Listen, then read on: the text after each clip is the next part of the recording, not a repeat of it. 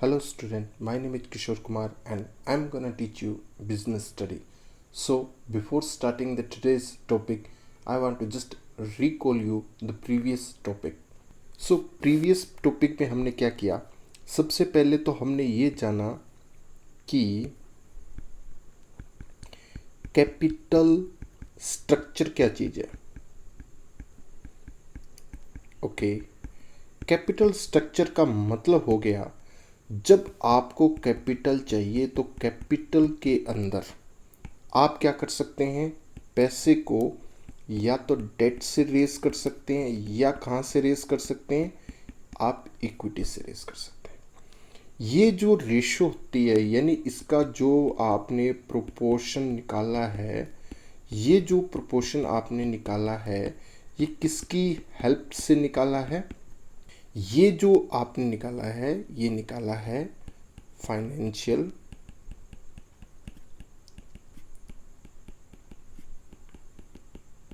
Leverage की help से.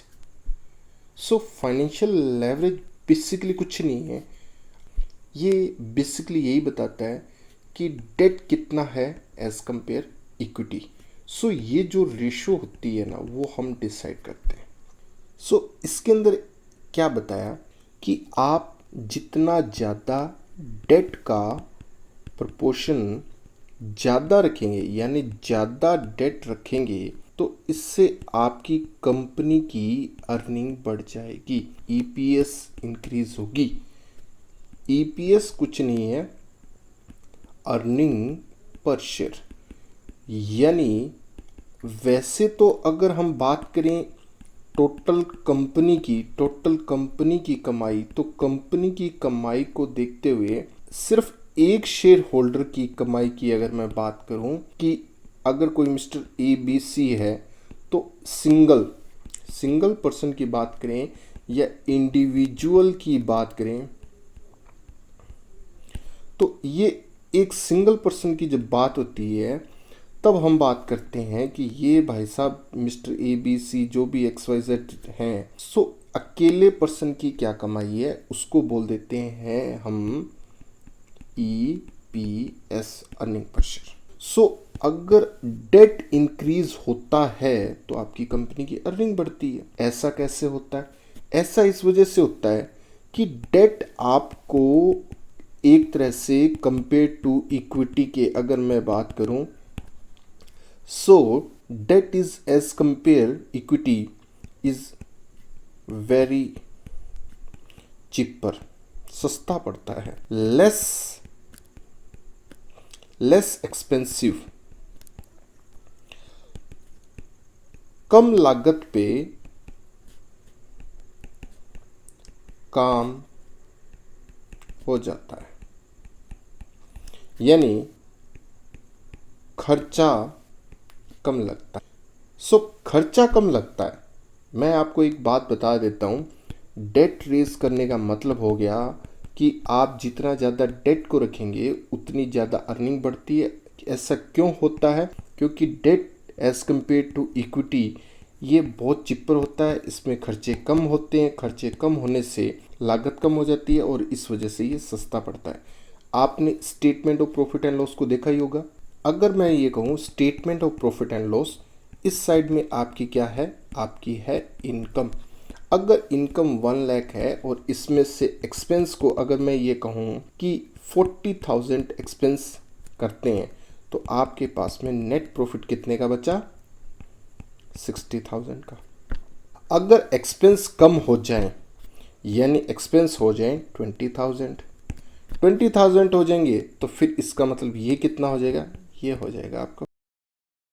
ये वैसे ही एक एग्जाम्पल है आपको सीधी सी एक बात बताने के लिए कि अगर आपके एक्सपेंस कम हो रहे हैं तो एक्सपेंस कम होने से आपका प्रॉफिट इंक्रीज होगा, है ना. सो डेट के इंक्रीज होने से आपकी अर्निंग पर शेयर कुछ इसी तरह से बढ़ जाती है. लेकिन एक कंडीशन है इसकी. कंडीशन क्या कहती है वो सुनो जरा. कंडीशन ये चीज़ की बताती है कि डेट आप ले सकते हैं लेकिन एक शर्त के ऊपर. चलिए कंडीशन क्या है? कंडीशन ये है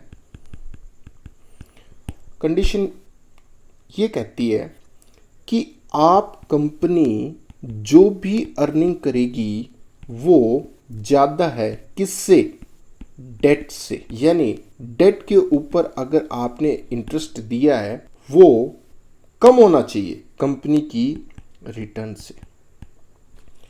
कंपनी ने 14% कमाया है, डेट को 10% दे रहे हैं, यानी कंपनी ज़्यादा कमाई कर रही है और डेट से जो ब्याज पे जो पैसा लिया है ना वो सिर्फ 10% है। अगर आपके पास में ऐसी सिचुएशन है तो ये कंडीशन यही कहती है अगर आप इस पोजीशन पे हैं तो जितना आप डेट इंक्रीज करेंगे, यानी जितना डेट इंक्रीज करेंगे उसके हिसाब से आपकी अर्निंग पर शेयर भी इंक्रीज होगी।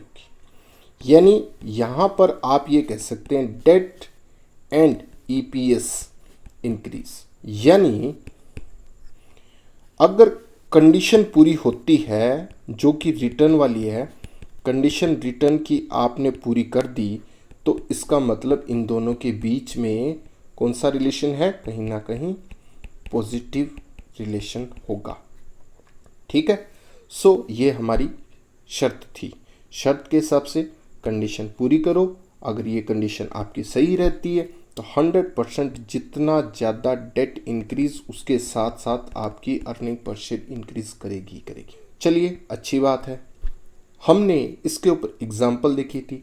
पहली एग्जाम्पल के अंदर अर्निंग पर शेयर 0.98 आ रही थी। सेकंड जो एग्जाम्पल हमने जो की थी उसमें अर्निंग आ रही थी 1.05 and the third one example जो हमने की 1.16। सो ये हमारी थी अर्निंग। आपको अर्निंग इसको देखते हुए ये ज़्यादा लग रही है, इसको देखते हुए ये ज़्यादा लग रही है। हमारे पास में अगर मैं ये कहूँ कि यहाँ डेट की बात करें तो डेट इस केस में 0 था, यानी कुछ भी पैसा डेट से नहीं लिया था, सारा का सारा इक्विटी से था। और इस केस में अगर मैं डेट की बात करूँ तो 10 लाख था और इसमें 20 लाख। सो जैसे डेट इंक्रीज हुआ अर्निंग भी 1.05.98 को देखते हुए बढ़ रही है। और 1.05 को अगर मैं कंपेयर करूं 1.16 से तो अर्निंग अगेन बढ़ी है। जितना डेट 20 हुआ, 10 से डेट 20 हुआ तो आपकी अर्निंग भी बढ़ी है। So this is the previous topic जिसमें हमने ये कहा कंडीशन सही रहती है तो ये सब सिस्टम रहता है, कंडीशन पिट जाती है, यानी अगर ये कंडीशन ऐसे हो जाए, ऐसे हो जाए, ऐसे हो जाए, सब उल्टा हो जाएगा। इसमें रिलेशन डेट इंक्रीज करने से नेगेटिव रिलेशन होगा, यानी ये पॉजिटिव की बजाय कहाँ पर काम होना शुरू हो जाएगा, उल्टा नेगेटिव रिलेशन। अगर ये कंडीशन आपकी पिट जाती है 10-14 ये उल्टा हो जाएगा, कंडीशन पिट गई तो भाई साहब ये फिर पॉजिटिव रिलेशन नहीं रहेगा, फिर आपका नेगेटिव रिलेशन रह जाएगा दोनों के बीच। आज हमारी क्लास का यही टॉपिक है। सो स्टार्ट करते हैं कि if return investment is less than the rate of interest equity share holder, loss of including more debt. अगर आपकी रिटर्न ये देखिए ये 14 to 10 है, यानी ये ग्रेटर देन है। अगर इसका उल्टा हो जाए यानी ये ऐसे हो जाए तो क्या होगा, less than the rate of interest, यानी डेट के ऊपर जितना आप इंटरेस्ट दे रहे हैं ये उल्टा हो जाए, ये कंपनी की है रिटर्न, तो क्या होगा, इक्विटी शेयर होल्डर लॉस, उनको नुकसान होगा। यानी यहाँ जितना ज़्यादा डेट इंक्रीज होगा उसके अपोजिट अर्निंग पर शेयर गिरेगी। यानी रिलेशन क्या हो गया दोनों के अंदर, अगर हम बात करें तो यहाँ रिलेशन हो गया negative. The more equity beneficial of the owner company to prove this. चलिए इसी बात को कहते हैं एग्जाम्पल के साथ देखते हैं। सो हम भी एग्जाम्पल को देखते हैं। सो सिचुएशन हमारे पास में फर्स्ट है, हमें टोटल पैसा चाहिए 50 लाख, सारा का सारा इक्विटी से ले लिया, वेरी गुड। डेट से कुछ नहीं लिया, कोई बात नहीं। टैक्स रेट 30% है, रेट ऑफ इंटरेस्ट 10% है। यहाँ पर कंपनी की अर्निंग ये क्या है, रिटर्न ऑन इन्वेस्टमेंट, कंपनी की अर्निंग 6% है। भाई साहब जो रिलेशन अपोजिट था पिछली क्लास के अंदर, पॉजिटिव रिलेशन के हिसाब से हमने बात की थी, तो जितना डेट इंक्रीज उतनी आपकी ईपीएस इंक्रीज। इस क्लास के अंदर हम बात करने वाले हैं कि अगर आपकी बात करें रेट ऑफ वो ऐसे हो जाए, किससे, इंटरेस्ट ऑन डेट से। ये कितना आप ब्याज दे कितना रहे हैं बाहर के लोगों को, 10%। खुद कंपनी कितना कमा रही है, 6%। यहाँ पर ये वाला रिलेशन है। तो सर इस रिलेशन के अंदर आप ये देखना, डेट इंक्रीज होगा तो आपकी ईपीएस नेगेटिव रिलेशन के हिसाब से गिर जाएगी। सेकंड सिचुएशन में क्या कहा कि आपने डेट को प्रोपोर्शनेट कर दिया, 50 लाख चाहिए था लेकिन आपने 10 लाख कहाँ से ले लिया। सेकंड सिचुएशन में आपने 10 लाख रुपीस रेज कहाँ से किया, डेट से। थर्ड सिचुएशन में आपको 50 लाख चाहिए था, 20।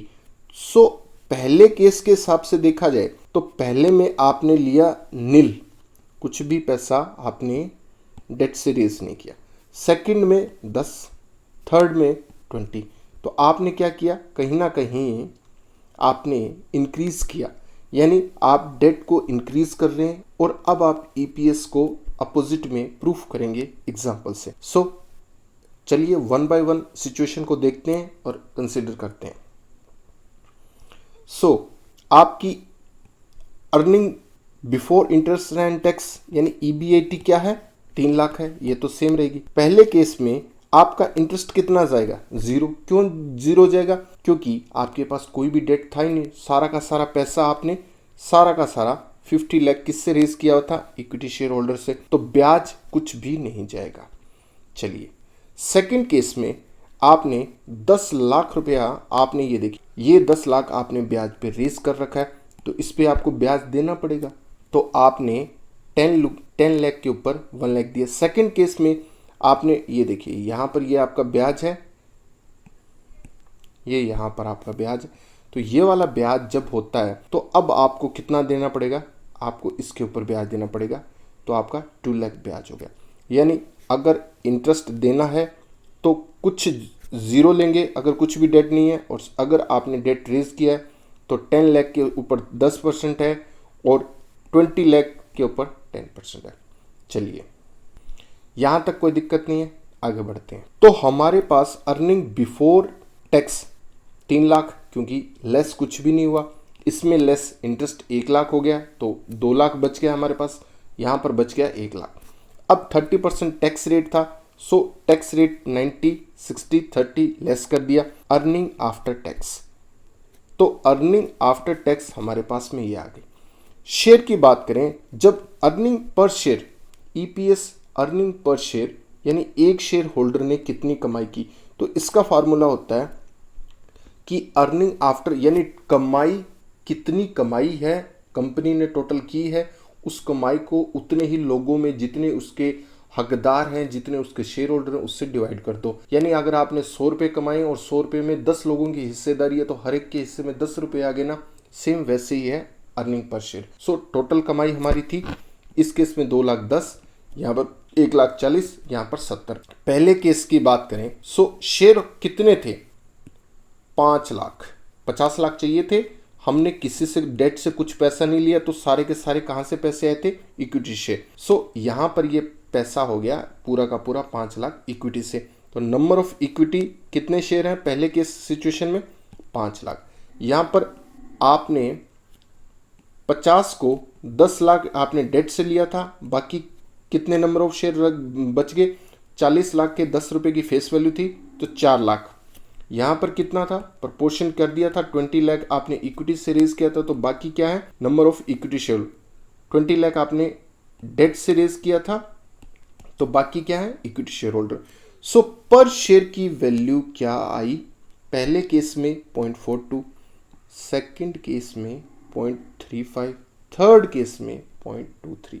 यानी आपने पहले केस में सिचुएशन जो थी आपकी, सिचुएशन को अगर मैं ये कहूँ first, second, third, debt 0, 10 lakh, 20 lakh, यानी डेट को इंक्रीज किया, डेट को इंक्रीज किया। लेकिन ये देखिए आपकी अर्निंग पर शेयर, एक चीज नोटिस कर रहे हैं आप, अर्निंग पर शेयर अगर कंडीशन जो हमारी थी वो कंडीशन क्या कह रही थी कि जब रिटर्न ऑफ इन्वेस्टमेंट ऐसे होगा इंटरेस्ट ऑन डेट से, तब तो इसमें रेज इन यहाँ होगा, यानी डेट में जितना बढ़ोतरी मिलेगी उतनी ईपीएस इंक्रीज हो जाएगी। और अगर ये कंडीशन पिट जाती है तो आप देख रहे हैं कि आप जैसे जैसे डेट इंक्रीज कर रहे हैं वैसे वैसे आपकी ईपीएस डिक्रीज हो रही है। सो हमने क्या सीखा कि अगर आपने ये देखिए, hence proof that the return on investment is less than the rate of interest, अगर आपकी रिटर्न कम हो जाती है किससे, अगर आपने जो बाहर ब्याज दिया उससे, तो उससे शेयर होल्डर के अंदर जो कमाई होगी वो हर स्टेप में यहाँ से यहाँ गिरेगी, यहाँ से यहाँ लेस होगी। So less earning when debt is included in the capital structure. तो कैपिटल स्ट्रक्चर, सो आपने इसमें प्रूफ कर दिया, देख लिया कि अगर कंडीशन पूरी होती है तो डेफिनेटली कंपनी इंक्रीज करती है, इंक्रीज डेट के साथ में। अगर रेट ऑफ इंटरेस्ट वाली कंडीशन पिट जाती है तो हम डिक्रीज करते हैं। सो कैपिटल स्ट्रक्चर को फाइनेंशियल लेवरेज की हेल्प से कंपनी कैसे डिसाइड करती है, कैसे जज करती है, तो हमें भी एक अच्छे से कॉन्सेप्ट क्लैरिटी मिली है। एज अ फाइनेंस मैनेजर कैसे सोचता है, आपको भी ये सीखने का एक इस किताब से हमें बहुत अच्छा एक कॉन्सेप्ट मिला है। सो आई होप आपको ये क्लियर हुआ होगा। Thanks a lot.